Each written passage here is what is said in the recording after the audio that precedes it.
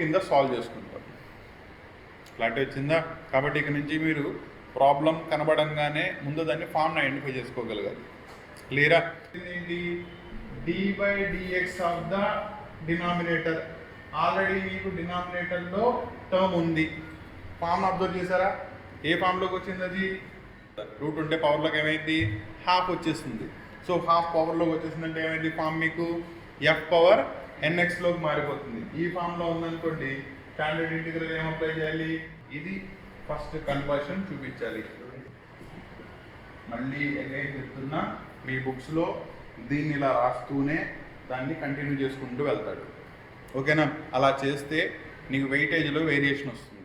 ఇది ఓవరాల్గా చేస్తే ఐపీ వాళ్ళకైతే కనుక 7 మార్క్స్ ఇస్తాడు, సిబిఎస్ఈ వాళ్ళకైతే కనుక 5 మార్క్స్.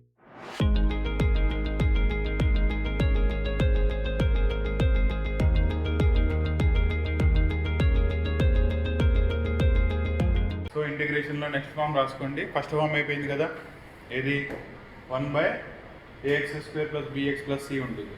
అవునా? నా ఫామ్ 2 వచ్చేటప్పటికల్లా న్యూమరేటర్లో 1 బదులు there will be a linear equation వస్తుంది. ఏ ఫామ్లో ఉంటుంది? అది px + q. ఓకేనా? ఇదే నేను ax + b అని కూడా రాసుకోవచ్చు, కానీ ఆల్రెడీ డినామినేటర్లో వాడేసాక a, b, అందుకని దాన్ని px + q అనుకుంటున్నా. సో దీనిలో ఫామ్ వచ్చేటప్పటికల్లా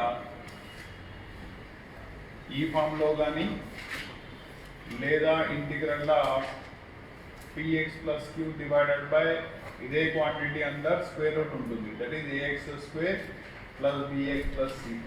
ఆర్ దాన్ని పైకి తీసుకురండి, px + q into square root of ax² + bx + c dx. ఈ మూడిట్లో ఏ ఫామ్లో ఉన్నా ఫామ్ 2 కింద సాల్వ్ చేసుకుంటాం. క్లారిటీ వచ్చిందా? కాబట్టి ఇక నుంచి మీరు ప్రాబ్లం కనబడంగానే ముందు దాన్ని ఫామ్ని ఐడెంటిఫై చేసుకోగలగాలి. క్లియరా? ఫస్ట్ ఫామ్ ఏమొచ్చింది? వీటిలోనే ఈ px + q బదులు 1 ఉంది అక్కడ. అవునా? ఇప్పుడు ఏమైంది? కింద క్వాడ్రాటిక్ ఉంటే న్యూమరేటర్లో మీకు సమ్ లీనియర్ ఈక్వేషన్ ఉంది. నా దీనికి వర్కింగ్ రూల్ కనుక చూసుకున్నట్టయితే ఇక్కడ px + qని కన్వర్ట్ చేసుకుంటారు. దట్ ఈస్ న్యూమరేటర్ని మనం కన్వర్ట్ చేసుకుని ప్రాబ్లమ్ని సాల్వ్ చేస్తాం.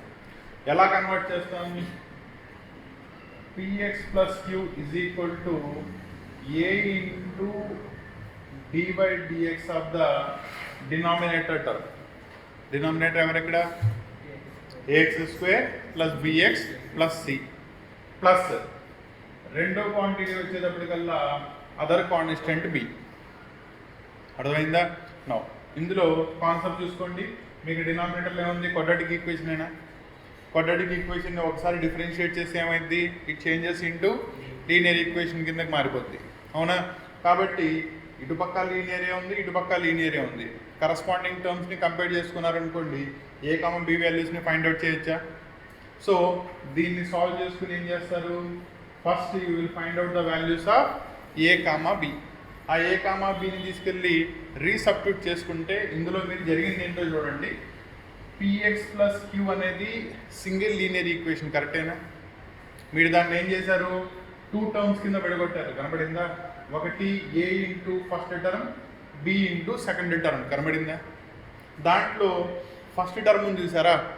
ఫస్ట్ టర్మ్లో మీరు ఒకసారి కాన్స్టెంట్ a గారిని బయటికి రాసేస్తే న్యూమరేటర్లో మిగిలింది ఏంటి?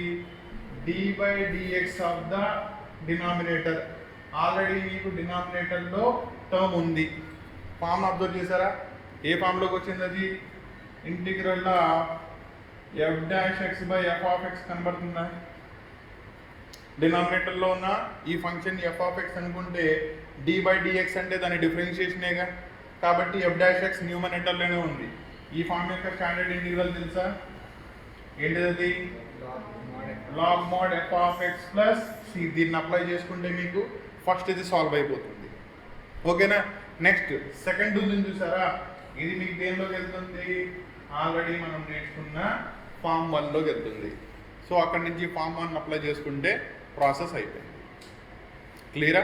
నా ఓవరాల్గా ప్రాబ్లం చూసుకుంటే ఇలా సపరేట్ చేసి a, b వాల్యూస్ని మీరు ఫైండ్ అవుట్ చేసినందుకు 3 మార్క్స్, ఫామ్ 1ని అప్లై చేసి సాల్వ్ చేస్తున్నందుకు 4 మార్క్స్, టోటల్లీ మీకు 7 మార్క్స్కి వస్తుంది. ప్రాసెస్ అర్థమైందా? క్లియరా?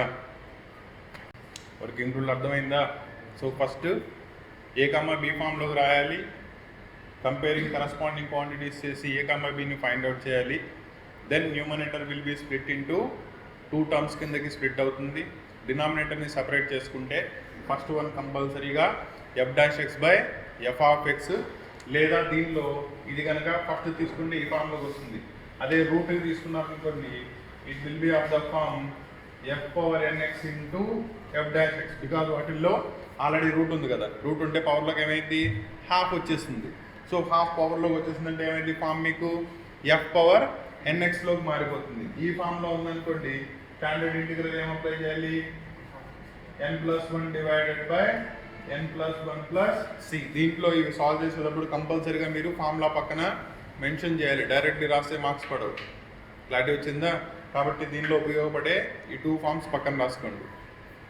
ఒకటి f'(x/f(x), రెండోది f(nx)లో ఉండే.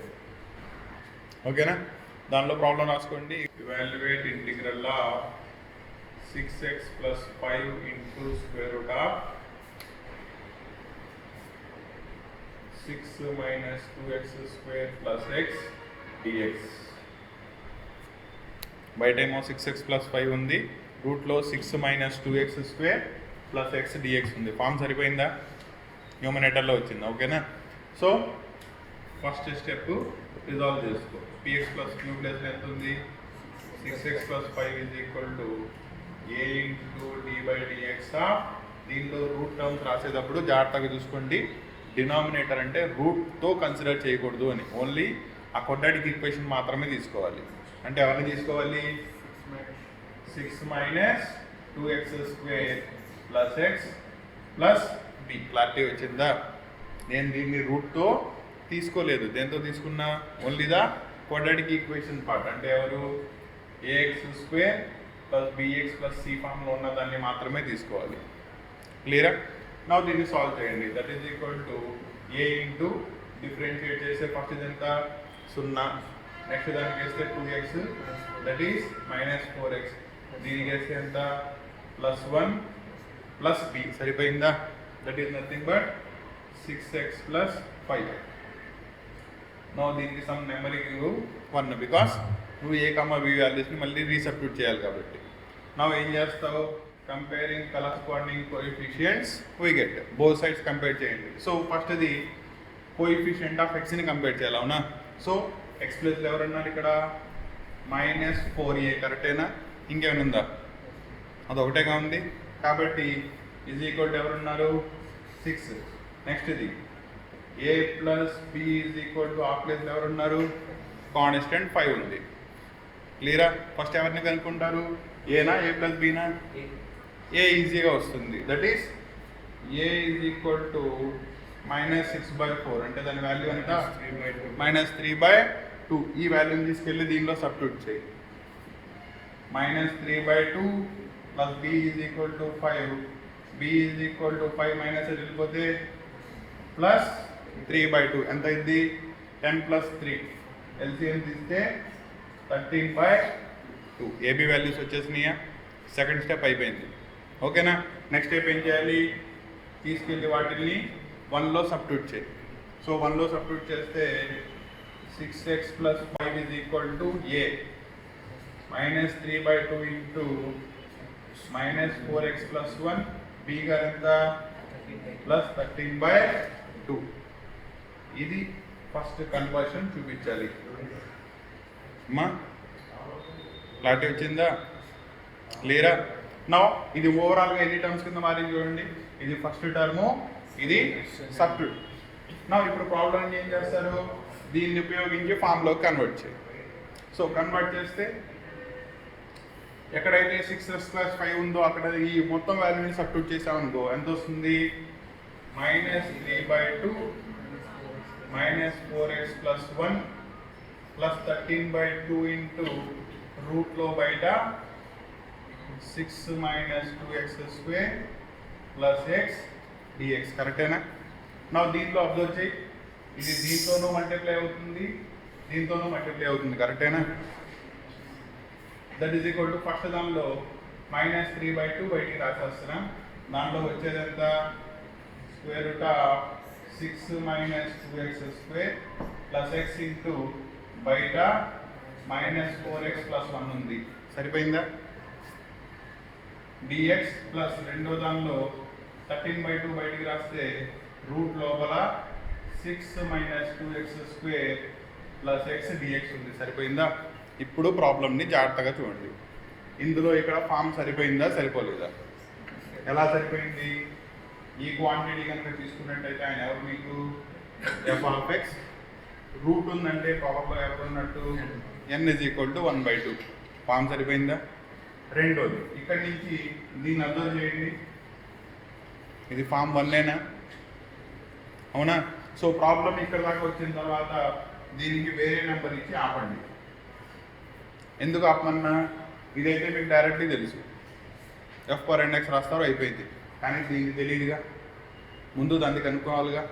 కాబట్టి ఇక్కడ ఏం చేస్తారంటే కన్సిడర్ అని చెప్పి దాన్ని సపరేట్గా కన్సిడర్ చేయండి.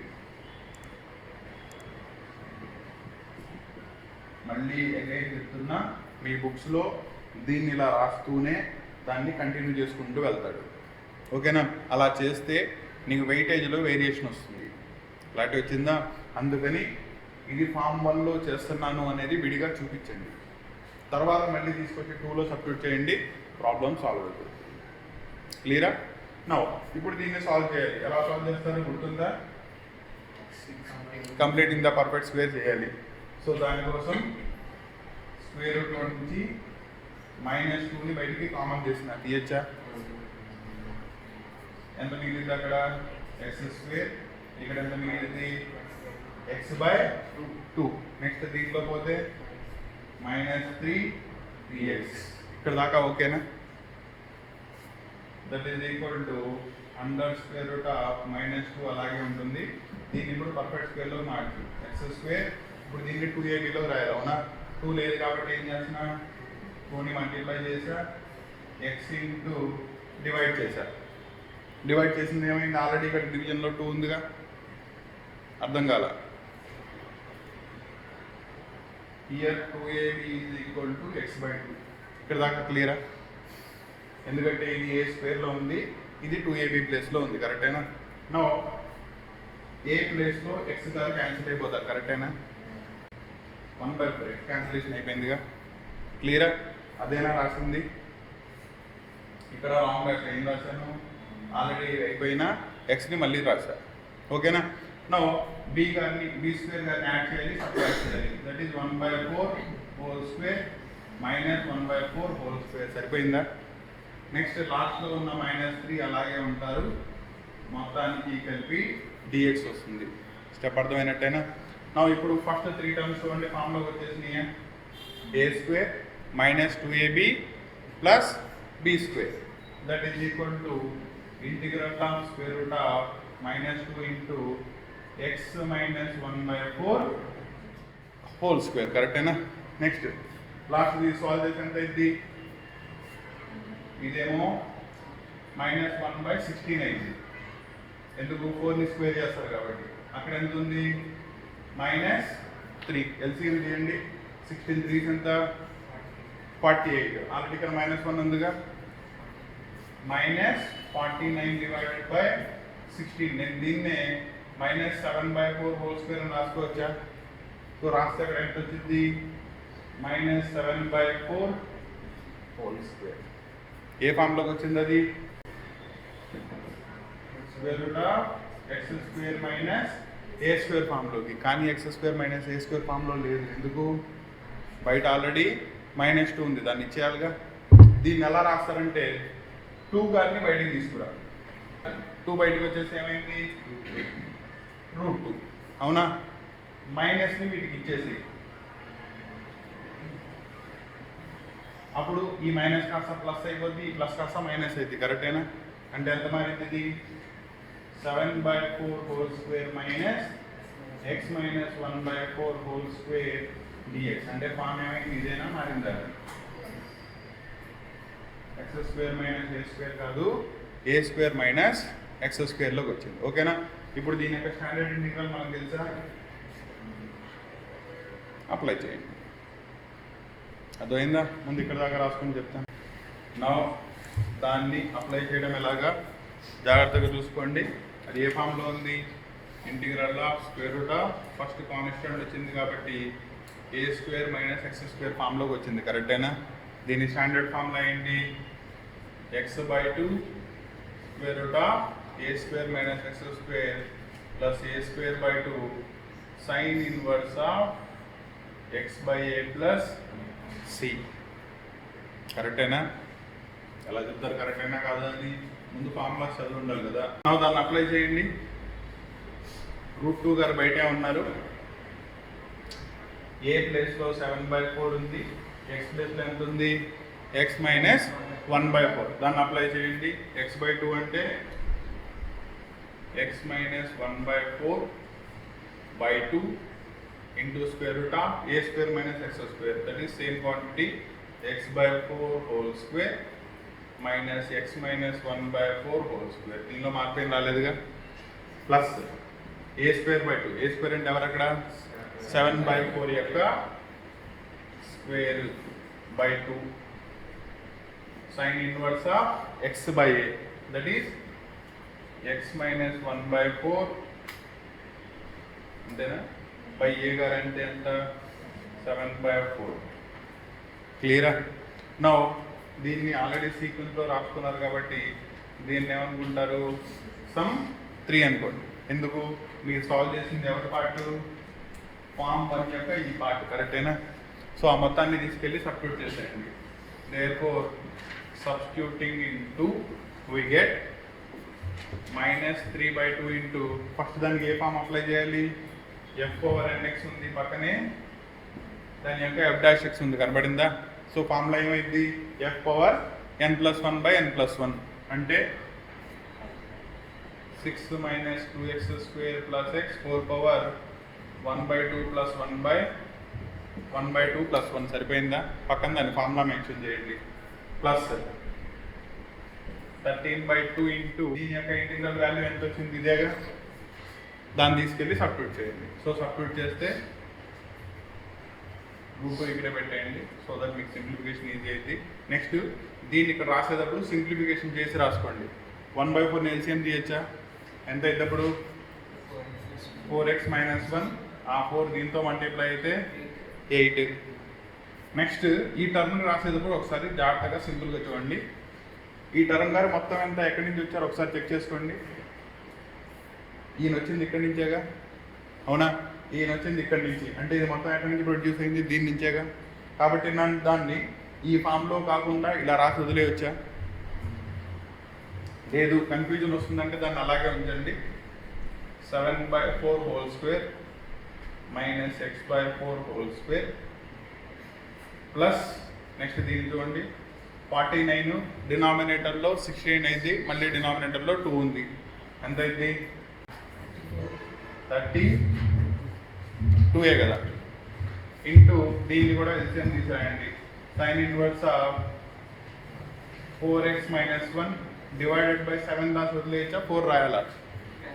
న్యూమినేటర్లో 4 డినామినేటర్లో 4 క్యాన్సిల్ అయిపోయింది కదా. సో మొత్తం అన్నీ అయిపోయినాయి కాబట్టి plus c is the constant of integration. అయిపోయిందా? నా దీన్ని ఫర్దర్ ఏమైనా సింప్లిఫికేషన్ చేయొచ్చా? ఏం సింప్లిఫై చేస్తారు? ఇది ఎల్సిఎం తీసుకుంటే ఇది క్యాన్సిల్ అయిపోయిందిగా, అదొకటే చేయాల్సి వస్తుంది. కాబట్టి దీన్ని ఎల్సిఎం చేస్తే 3/2, ఆల్రెడీ -3/2 ఉంది, క్యాన్సిల్ అయిపోయిందా? సో మిగిలేదంత ఇంకా -6 - 2x² + x హోల్ పవర్లో 3/2 మిగిలింది. నెక్స్ట్ ఇక్కడ ఈయన ఏమైనా క్యాన్సిల్ అవుతారా? ఇది దీనిలో √2 టైమ్స్ క్యాన్సిల్ అయిపోయిందిగా. కాబట్టి 13/√2 ఇంటూ బ్రాకెట్లో ఇక్కడ వచ్చిన ఆన్సర్ని యాజ్ ఇట్ ఈజ్ రాసేయండి. Plus c is the constant of integration. క్లియరా? సో ఇది ఓవరాల్గా చేస్తే ఐపీ వాళ్ళకైతే కనుక 7 మార్క్స్ ఇస్తాడు, సిబిఎస్ఈ వాళ్ళకైతే కనుక 5 మార్క్స్. ప్రాసెస్ అర్థమైందా? సో మళ్ళీ చెప్తున్నా, ఈ ప్రాబ్లమ్స్లో ఏది ఫామ్ 1లో తీసుకుంటే సగం పార్టే వచ్చింది. ఎక్కడి నుంచి వచ్చింది? ఇక్కడి నుంచే వచ్చింది. కాబట్టి ఫామ్ 1 ప్రాబ్లమ్స్ అన్నీ కూడా మీకు 4 మార్క్స్కి ఇస్తాడు. ఓకేనా? దానిలో 3 మార్క్స్ అడిషనల్లీ ఎక్కడ వస్తున్నాయి? న్యూమరేటర్లో పిఎక్స్ ప్లస్ క్యూ ఇస్తే. కాబట్టి ఫామ్ 2 నుంచి వచ్చే ప్రాబ్లమ్స్ అన్నీ కూడా మీకు 7 మార్క్స్కి వస్తాయి. అర్థమైందా?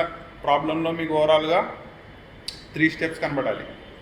ఫస్ట్ స్టెప్ వచ్చేటప్పటికల్లా ఏబీల కింద రిజాల్వ్ చేసుకోవడం, ఏబీ వాల్యూస్ని సబ్స్టిట్యూట్ చేసి 2 పార్ట్స్ కింద చూపించడం. ఫస్ట్ స్టెప్ ఎక్కడ దాకా వచ్చింది? అది ఇక్కడ దాకా వచ్చింది. తర్వాత రెండో పార్ట్లో ఇద్దరిని సపరేట్ చేసినప్పుడు first term F dash X by F of X form కానీ లేదా F over NX by F dash X form కానీ వచ్చింది.